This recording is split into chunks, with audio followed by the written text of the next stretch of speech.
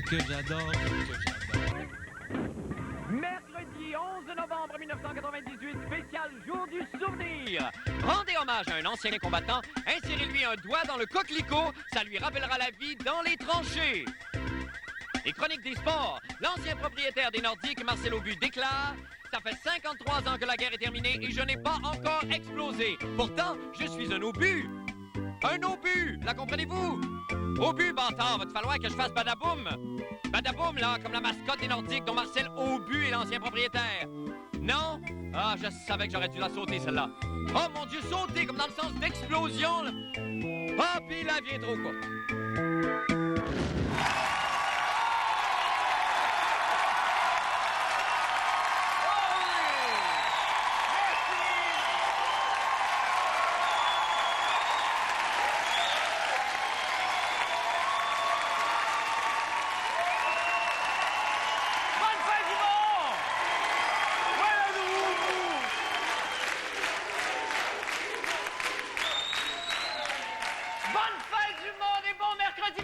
Tout d'abord, des nouvelles de moi. Merci, ma foule! Tu es belle! Oh!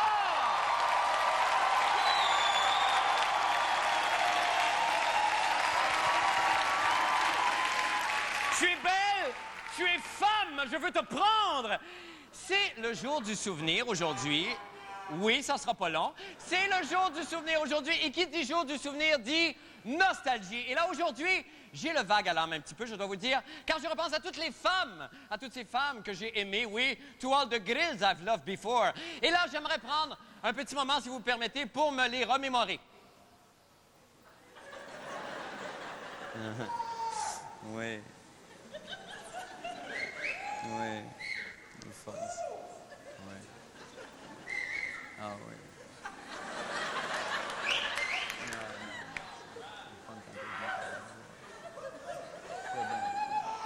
OK, bon, c'est assez. Ah non, j'avais oublié elle. Attends une minute, j'avais oublié elle. Attends une minute. Non, attends une minute, attends. Bon. Qu'est-ce quoi? Oh, oui, je sens. Je sens dans vos applaudissements que vous aimeriez que je partage mon jardin secret avec vous. Que ça tombe bien! J'ai justement une chanson qui commémore, avec toute la poésie et la tendresse du latino qui sommeille en moi, mes anciennes flammes. Musique, s'il vous plaît. Ma deuxième blonde s'appelait Pénélope, elle était blême, elle était riche, mais elle était propre. Ça faisait un peu changement de Chantal. Elle était pauvre, elle était laide, elle était sale. J'ai aimé tendrement une infirmière qui vraiment avait de drôles de manières. Car après avoir bu une caisse de bière, se rentraient les bouchons dans le dernier. La première fois que j'ai franchi avec José, j'avais mal calculé l'angle d'entrée. Avec mon langue, son œil gauche, j'ai crevé. Maintenant, elle s'appelle Claude Landré. Pour une maigrichonne, j'ai eu le kick. Mais elle ne trouvait pas très sympathique que je joue du xylophone avec mon pic tous les soirs sur sa cage thoracique. J'ai couché avec une fille sur Internet, mais j'ai jamais retrouvé la disquette. J'ai couché avec une contorsionniste, j'ai jamais retrouvé mon pénis. Et comment oublier Esmeralda, qui avait immigré au Canada et qui souvent me laissait des petits tas. Ça compte pas, c'était un chihuahua. Heureusement, aujourd'hui, j'ai ma fabienne qui me fait oublier toutes les anciennes. Et je profite de cette chanson mexicaine pour te dire je t'aime, je t'aime. Merci beaucoup. Merci. Oh! Merci au mariachi Figuera! Figuera! Merci infiniment! Merci infiniment! Maintenant, pour les nouvelles de la fin du monde, eh bien, hommage aux vétérans en ce jour du souvenir, s'il vous plaît.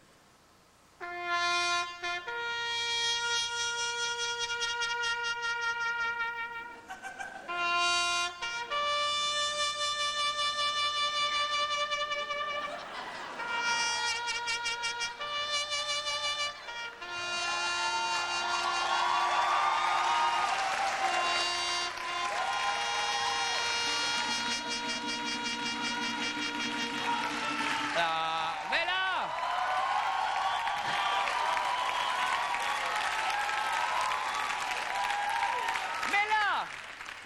premièrement, de quoi devrions-nous nous rappeler exactement? Parce que les Canadiens, et particulièrement les Québécois, souffrent d'amnésie lorsqu'il s'agit de leur histoire militaire canadienne. C'est ce que dévoile en tout cas aujourd'hui un sondage Angus Reid, réalisé auprès de 1500 répondants dont la plupart ne connaissent pas le nom des grandes batailles livrées lors des Premières et Secondes Guerres mondiales, et encore moins celui des grands généraux canadiens. On est ignorants. Et quand je dis « on », je pense surtout à Jean-René Dufort et à Patrick Masbourian, qui toutefois, aujourd'hui, pris d'une soif irrépressible de savoir, ont secoué leurs fibres patriotiques et sont allés s'imbiber d'histoire. Dites-donc, il me vient une idée, moi, tout d'un coup, là, si on les mettait à l'épreuve après, hein, qu'est-ce que vous en dites si on les mettait à l'épreuve après? Bon, allez voir.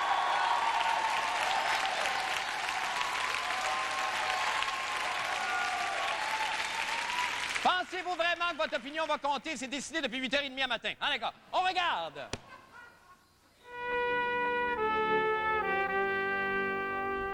C'est le jour du souvenir et nous sommes tristes, car contrairement à notre devise, on ne s'en souvient pas, Chris. Aujourd'hui, au nom des vétérans pas dedans, nous combattrons notre ignorance militaire et celle de notre ennemi. Au plus fort, le poche.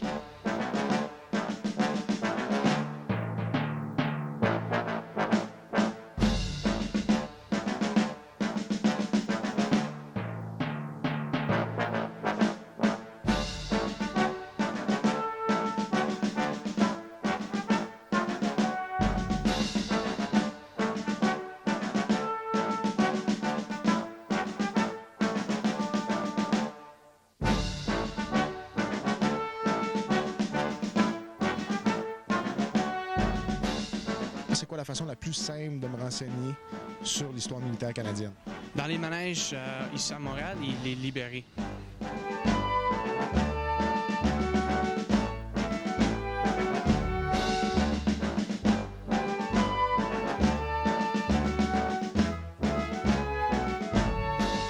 Parce que le matin, là, je suis passé à rue Sainte-Catherine, puis j'en ai des drapeaux, puis j'ai fait un solo de même sur des drapeaux, puis un des jeunes Québécois, il est parti à rire de moi, et moi, je trouvé pas ça comique.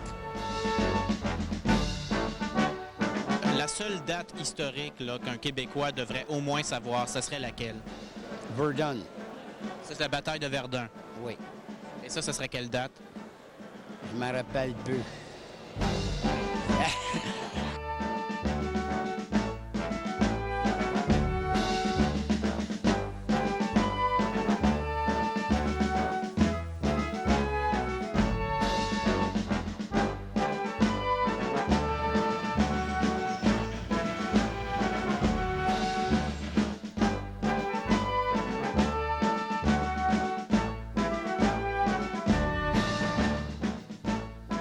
Culturé, Rassasié, militarisé, informé. nous sommes maintenant prêts pour le vrai duel. Eh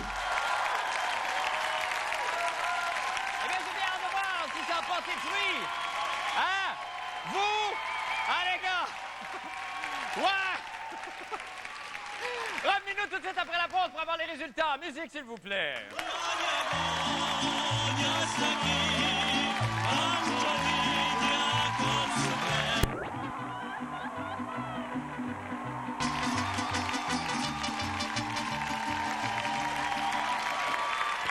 Eh bien, le temps est venu maintenant d'accueillir les deux néo-érudits des grandes guerres canadiennes, mesdames et messieurs, Jean-René Dufort et Patrick Masbourian. Bonsoir! Bonsoir à tous les deux. Bonsoir. Alors, finalement, cette journée a été assez mouvementée, d'après ce qu'on a pu voir sur le topo. Est-ce que vous avez vraiment eu l'impression d'apprendre des choses essentielles? Tout à fait. Oui, vraiment? On a l'impression d'avoir avancé. Non, t'as rien appris. Toi aussi, Jean-René? Oui. Ça a été une journée, quoi, qui se résume en combien d'heures, ça, à peu près, pour avoir une idée générale des deux grandes guerres? On peut compter, quoi, 8 heures de travail, à peu près? Non, 5 heures de travail. 5 heures, si on enlève les heures perdues, les Lunch, déplacements, break. il y en a à peu près pour 4 heures. Donc, 1 heure d'études sérieuses. 1 heure d'études sérieuses, parfait. Ça promet. Bon, alors, il faudrait peut-être maintenant mettre vos connaissances à l'épreuve, hein? Et là, est-ce qu'il y a quelqu'un, je ne sais pas, dans l'assistance ici ce soir, qui aurait une question à poser? Ou est-ce que je vois une main? Ah, je vois une main se lever! Mais qui est cette main? Qui est cette main? C'est une question de monsieur ou madame Paulou!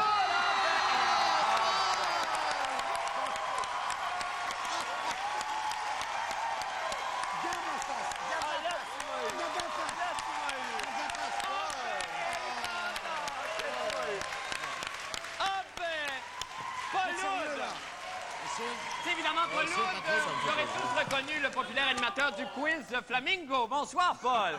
C'est très gentil d'être avec nous ce soir. Oui. Alors, Paul, d'abord, comment allez-vous, vous? Ça va très bien. Ça va bien. Mais j'ai hâte de tester les connaissances de ces deux caporaux. Caporaux, oui, Voilà. c'est ça. Alors, on va procéder au test. Et là, j'aimerais souligner que la personne qui va remporter, il va y avoir 5 questions. La personne qui va remporter le test de ce soir pourra mettre la main sur la fameuse boule d'or de Paul Oud. Que tant de dames. Que tant de dames ont pu palper depuis l'été dernier dans son merveilleux quiz le Winnebago. Alors, on est prêt? On est prêt pour la première question, Paul. Je vous en prie, allons-y avec une première question. Attendez le jingle, par exemple. Oui. Alors, C'est à vous. Mais tu ne nous demandes pas avant si on vient de Repentigny? comment ça? Ben, dans ton Non, c'est Qu'est-ce pas qu'on fait nécessaire. dans la vie? Non, c'est pas nécessaire. Notre loisir préféré? Alors, il y a 3 questions sur la Première Guerre mondiale et 2 sur la Deuxième. La J'aime beaucoup le bowling. Première Guerre mondiale. Cette ville de Belgique a été le témoin d'une bataille célèbre en avril et mai 1915 où 6000 soldats canadiens ont perdu la vie. Nommez cette ville de Belgique. Mais non, on peut pas. Elle est shot. Elle est bien Non, shot. on peut pas attendre. OK, on y va. On y va? On y va. Alors, c'est... Vas-y. Bruxelles. Non, c'est pas la bonne réponse. Est-ce qu'on risque une réponse? Paris, Belgique? Non. C'était la bataille d'Ypres. Oui. D'Ypres. Oui. YPR. Non, mais- Ah, ben oui! D'accord. OK. Cette base militaire a été construite... Ça, c'est la deuxième C'est question. la deuxième, c'est vrai. Non, mais c'est important. C'est pas sûr si c'est les étapes.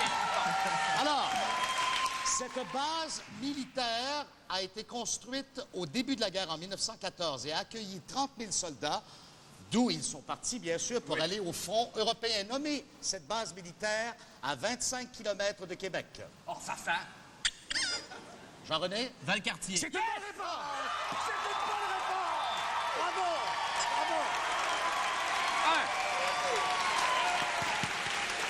OK.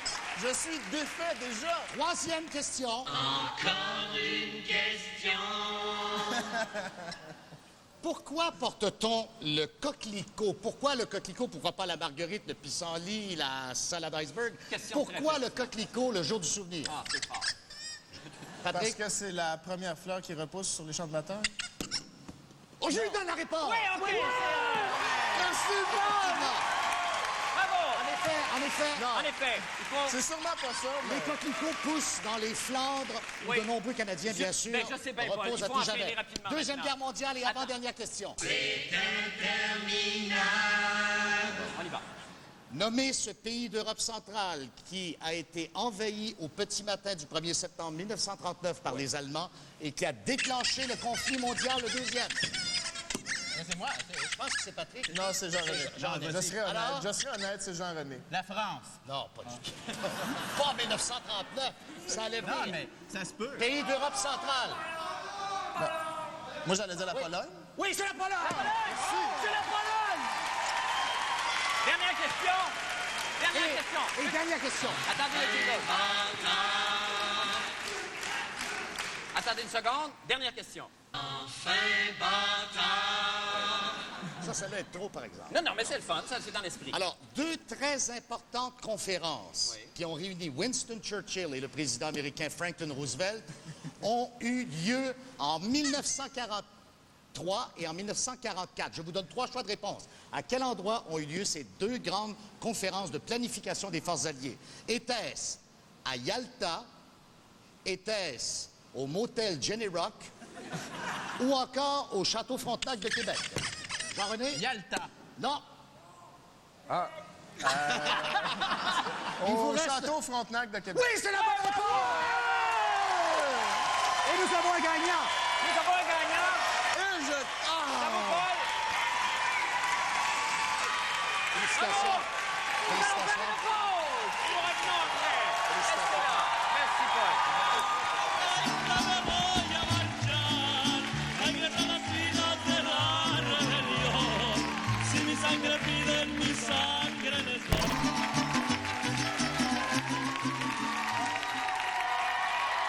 Bien. Merci. La fin du monde en bref maintenant. maintenant, souvent le soir, avant de plonger dans le sommeil, je me dis, et là, ouvrez les guillemets, jusqu'où les politiciens iront-ils dans leur publicité afin que nous votions pour eux? Et là, fermez les guillemets. Ben, moi, j'ai ma petite idée là-dessus. Et là, je vais faire une de mes fameuses prédictions. En l'an 2000, les écureuils auront apprivoisé le pouvoir de l'atome et le nouveau pape sera Abbé Gélina Première. Ben, vous saurez me le dire.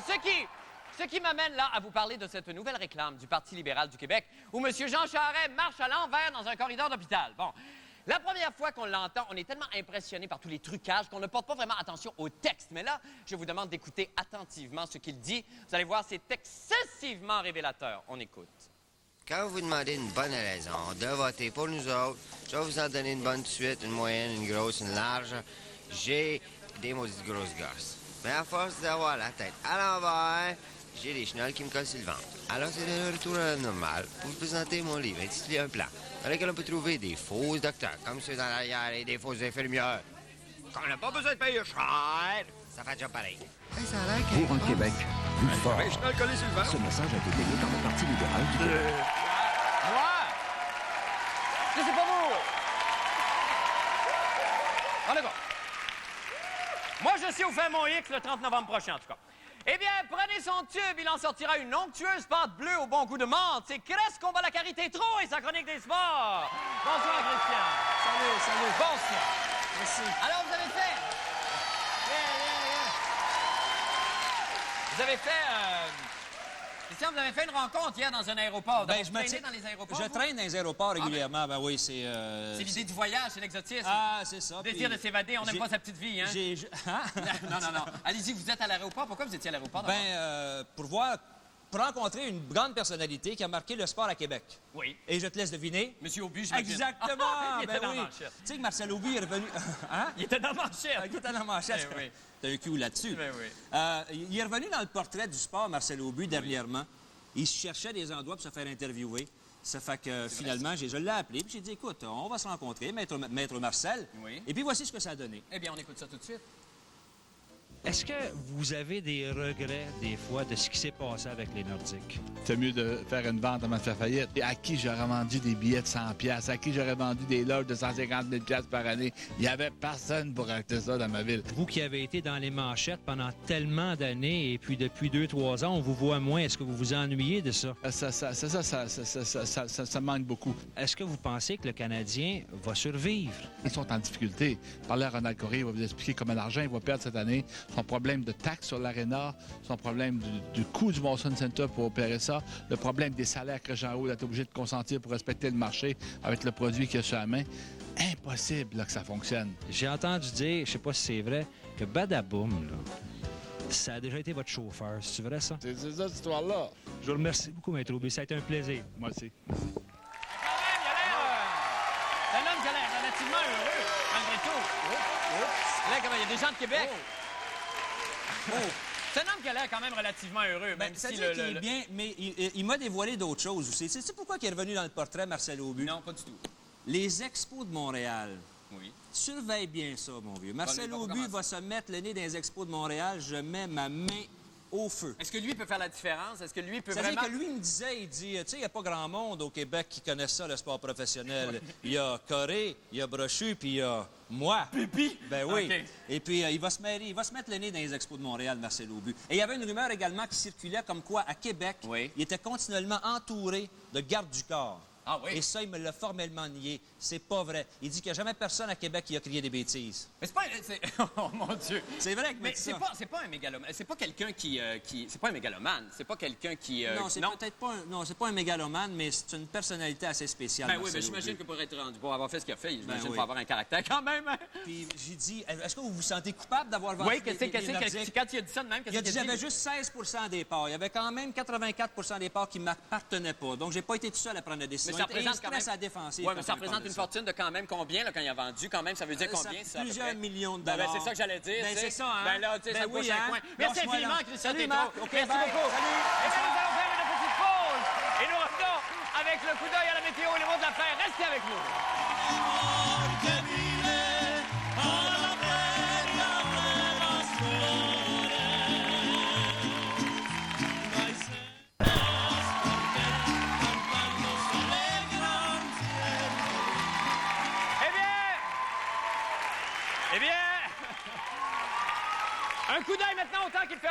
prédicateur de l'Église Vie et Réveil, son Saint-Siège, Monsieur Alberto Carbone. Alberto, bonsoir. Bonsoir, Marc. Juste pour dire, demain, si Jésus ne revient pas ce soir, votre fin du monde personnel n'est pas arrivée. Il est sympathique, il parle de même, lui, il a dit bonjour. Comment ça va, Alberto, à vous, à part ça? Moi, ça va très bien. Oui, ça va bien. Hier, on a eu un petit peu de misère pour communiquer, hein? Mais finalement, on se rend compte qu'on peut communiquer autrement que par la technologie. Je veux dire, vous et moi, on est deux grands mystiques, Alberto. Exactement. Ben, c'est pour ça, en cause de la communication, j'ai marqué ici l'Église Vie et Réveil est au coin de Sainte-Catherine et Papineau. Oui, mais ça, là, on s'en va. Mais comment vous pouvez venir me toucher au fond, là?